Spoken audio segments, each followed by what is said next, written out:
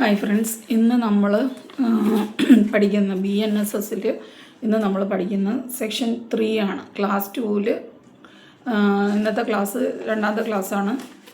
കഴിഞ്ഞ ഒരു ക്ലാസ്സിലേക്ക് ഞാൻ സെക്ഷൻ 1ഉം 2ഉം അപ്ലോഡ് ചെയ്തിട്ടുണ്ട്. അപ്പോൾ ഇന്ന് സെക്ഷൻ 3 ആണ് പഠിക്കുന്നത്. സെക്ഷൻ 3ൽ കൺസ്ട്രക്ഷൻ ഓഫ് റെഫറൻസസ് എന്ന് പറയുന്നതാണ് ഇന്നത്തെ chapter. Unless the context otherwise requires any reference in any law to a magistrate without any qualifying words, magistrate of first class or magistrate of second class shall, in relation to any area, be construed as a reference to judicial magistrate of the first class or judicial magistrate of second class, as the case may be, exercising jurisdiction in such area. അതാണ് 3 clause 1ൽ പറയുന്നത്. അതായത് magistrate എന്ന പദം ഉപയോഗിക്കുമ്പോൾ നമുക്ക് JFMC 1 judicial first class magistrate 1 എന്നും JFMC 2 judicial first class magistrate 2 എന്നിങ്ങനെ വ്യാഖ്യാനിക്കാം എന്നുള്ളതാണ് അത് പറയുന്നത്. അതിൽ എനി ലോ അണ്ടർ ക്ലോസ് 2ൽ പറയാണ്, വേറെ under any law other than this Sanhita the functions exercisable by a magistrate relate to the matters. അതായത് ഈ സംഹിത അല്ലാതെ BNSS അല്ലാതെ ഏതെങ്കിലും നിയമത്തിൽ മജിസ്ട്രേറ്റിനെ കുറച്ച് അധികാരങ്ങൾ കൊടുക്കുകയാണെങ്കിൽ അധികാരങ്ങൾ BNSSൻ്റെ വ്യവസ്ഥകൾക്ക് വിധേയമായി ആണ് ജുഡീഷ്യൽ മജിസ്ട്രേറ്റ് ആ അധികാരങ്ങൾ വിനിയോഗിക്കേണ്ടതാണെന്നാണ് പറയുന്നത്. അതായത് ആദ്യം ക്ലോസ് 1ൽ പറയുന്നത് മജിസ്ട്രേറ്റ് എന്ന പദം ഉപയോഗിക്കുമ്പോൾ ജുഡീഷ്യൽ ഫസ്റ്റ് ക്ലാസ് മജിസ്ട്രേറ്റ് എന്നും ജുഡീഷ്യൽ ഫസ്റ്റ് ക്ലാസ് മജിസ്ട്രേറ്റ് 2 എന്നും ഇങ്ങനെ ഉപയോഗിക്കാം. പിന്നെ പറയുന്നത് ഈ BNSS എന്ന് പറയുന്ന നിയമത്തിൽ മജിസ്ട്രേറ്റിന് എന്തെങ്കിലും അധികാരം കൊടുക്കുകയാണെങ്കിൽ ഈ അധികാരങ്ങൾ ഈ BNSSൻ്റെ വ്യവസ്ഥകൾക്ക് വിധേയമായിട്ട് തന്നെ ജുഡീഷ്യൽ മജിസ്ട്രേറ്റ് ഈ അധികാരങ്ങൾ വിനിയോഗിക്കണമെന്ന് പറയുന്നു. ഫോർ എക്സാമ്പിൾ, അതിൽ കുറച്ച് കാര്യങ്ങളും കൂടെ ഉണ്ട്, അത് നിങ്ങൾ വായിക്കാം. എക്സാമ്പിൾ പറയാണ്. അതായത് വേറെ ഏതെങ്കിലും നിയമത്തിൽ എവിഡൻസ് എടുക്കാനോ അല്ലെന്നുണ്ടെങ്കിൽ എന്തെങ്കിലും ശിക്ഷ വിധിക്കാനോ ജുഡീഷ്യൽ കസ്റ്റഡി കൊടുക്കുക, അങ്ങനെ എന്തെങ്കിലും അന്വേഷണത്തിന് വിധിക്കുകയാണെന്നുണ്ടെങ്കിൽ ഈ നിയമത്തിന്, അതായത് ഇവയെല്ലാം BNSSൻ്റെ വ്യവസ്ഥകൾ പ്രകാരം വേണം ഒരു മജിസ്ട്രേറ്റ് എങ്ങനെയാണോ BNSSൽ വിനിയോഗിക്കുന്നത്. അതായത് വേറെ ഏതെങ്കിലും നിയമത്തിൽ ഒരു മജിസ്ട്രേറ്റിന് ഈ അധികാരങ്ങൾ, അതായത് ഒരു എവിഡൻസ് എടുക്കാനോ ഒരു ശിക്ഷ വിധിക്കാനോ ഒരു ഫൈൻ അടയ്ക്കാനോ അല്ലെങ്കിൽ ഒരു ജുഡീഷ്യൽ കസ്റ്റഡി കൊടുക്കാനോ അധികാരം പറഞ്ഞിട്ടുണ്ടെങ്കിൽ ആ അധികാരം BNSSൻ്റെ വ്യവസ്ഥകൾക്ക് വിധേയമായി നിങ്ങൾക്ക് ചെയ്യാവുന്നതാണ് എന്നുള്ളതാണ് 3 ക്ലോസ് 1 ക്ലോസ് എയിൽ പറയുന്നത്.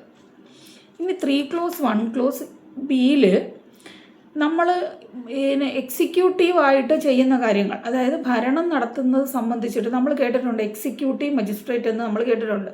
അത് നമ്മൾ എവിടെയാണ് കേൾക്കുന്നത്? നമ്മളുടെ കോടതികളുടെ അല്ലാതെ നമ്മൾ കളക്ട്രേറ്റിലൊക്കെ പോകുമ്പോഴാണ് എക്സിക്യൂട്ടീവ് മജിസ്ട്രേറ്റ്, കളക്ടർക്കാണ് അതിൻ്റെ ഉള്ള പവർ വരുന്നത്. അപ്പോൾ അവിടേക്കാണ് എക്സിക്യൂട്ടീവ് മജിസ്ട്രേറ്റ് എന്ന് എഴുതി വെച്ചിരിക്കുന്നത്. Sub divisional magistrate, executive magistrate എന്നൊക്കെ നിങ്ങൾ വായിച്ചിട്ടുണ്ട്. അപ്പോൾ ആ മജിസ്ട്രേറ്റ് എന്ന് പറയുന്നത് അവർക്ക് ഭരണം നടത്തുന്നതിനെ സംബന്ധിച്ചിട്ടോ എന്തെങ്കിലും ലൈസൻസ് ഇഷ്യൂ ചെയ്യുന്നതിനെ സംബന്ധിച്ചോ എന്തെങ്കിലും സസ്പെൻഡ് ചെയ്യുന്നതിനെ സംബന്ധിച്ചിട്ടുള്ളോ ഏതെങ്കിലും പ്രോസിക്യൂഷനുള്ള അനുമതി കൊടുക്കുകയാണെങ്കിൽ ഇങ്ങനെയുള്ള അനുമതികൾ ഉപയോഗിക്കുമ്പോൾ അവ എക്സിക്യൂട്ടീവ് മജിസ്ട്രേറ്റ് മുഖേന വിധേയമാക്കണമെന്നാണ് പറയുന്നത്. മനസ്സിലായല്ലോ? ഇപ്പോൾ ജുഡീഷ്യൽ ഫസ്റ്റ് ക്ലാസ് മജിസ്ട്രേറ്റിന് ഒരു കേസിനകത്ത് എവിഡൻസ് എടുക്കാനും ശിക്ഷ വിധിക്കാനും ഫൈൻ അടയ്ക്കാനും ഇങ്ങനെയുള്ള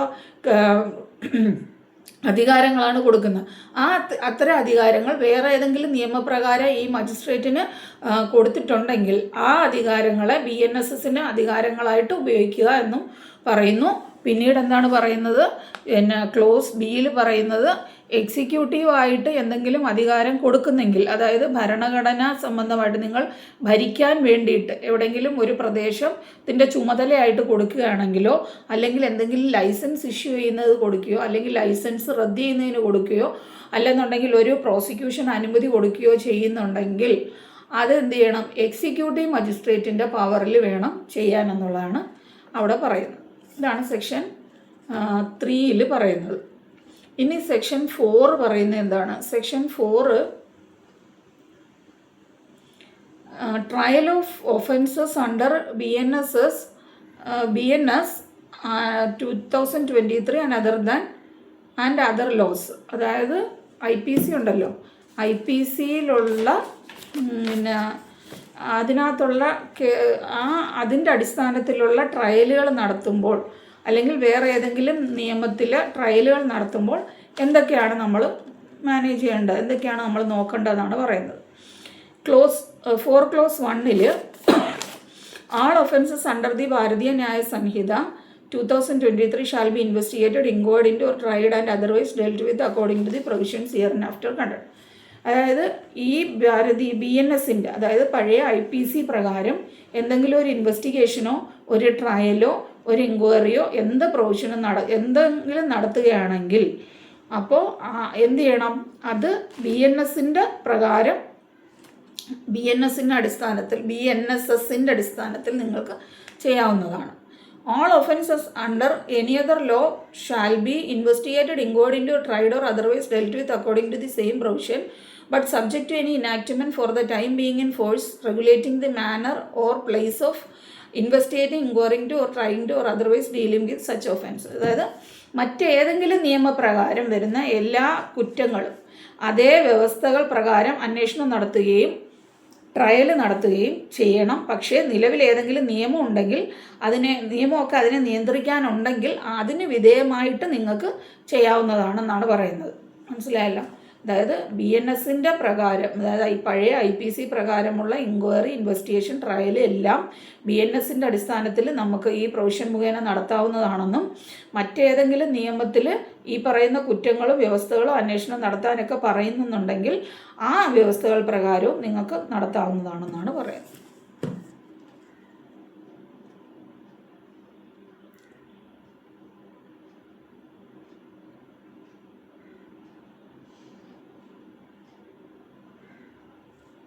ഇനി അടുത്ത 5 ഒരു സേവിങ് ക്ലോസ് ആണ് കേട്ടോ. സേവിങ് ക്ലോസിനകത്ത് വേറൊന്നുമില്ല. BNSSലെ വ്യവസ്ഥകൾക്ക് വിപരീതമായി പ്രത്യേകം വ്യവസ്ഥകളൊന്നും ഇല്ലാത്ത സാഹചര്യത്തിൽ നിലവിലുള്ള പ്രാദേശിക നിയമത്തിനെയോ അതിൻ്റെ ജൂറിസ്ഡിക്ഷൻ പവേഴ്സ് ഒന്നും ഇതിനെ ബാധിക്കുന്നില്ല എന്നാണ് പറയുന്നത്. കൂടാതെ മറ്റ് നിലവിലുള്ള പ്രാദേശിക നിയമങ്ങൾ നിർദ്ദേശിക്കുന്ന പ്രത്യേക നടപടിക്രമങ്ങളെയും ഇത് ബാധ്യമല്ല. അതൊരു സേവിങ് ക്ലോസ് കൊടുത്തിരിക്കുന്നതേ ഉള്ളൂ. അത് നമുക്ക് വലിയ ഇമ്പോർട്ടൻസ് ഉള്ളതല്ല. അപ്പോൾ നമ്മൾ ചാപ്റ്റർ 1 കംപ്ലീറ്റ് ആയി. ഇനി ചാപ്റ്റർ 2ലേക്ക് നമ്മൾ കടക്കുകയാണ്. ചാപ്റ്റർ 2ലേക്ക് കടക്കുമ്പോഴേക്കും അവിടെ ഹൈറാർക്കി ഓഫ് കോഡ്സ് ആണ് വരുന്നത്. ചാപ്റ്റർ 2ൽ constitution of criminal codes and offences ആണ് വരുന്നത്. Constitution of criminal cases and offences 20 section വരെ വരുന്നുണ്ട്. അപ്പോൾ നമുക്കത് അടുത്തൊരു പ്രത്യേകം ക്ലാസ്സായിട്ട് പഠിക്കും. അപ്പോൾ ഇത് നമുക്ക് ഇവിടെ വൈൻഡപ്പ് ചെയ്യാം. Thank you.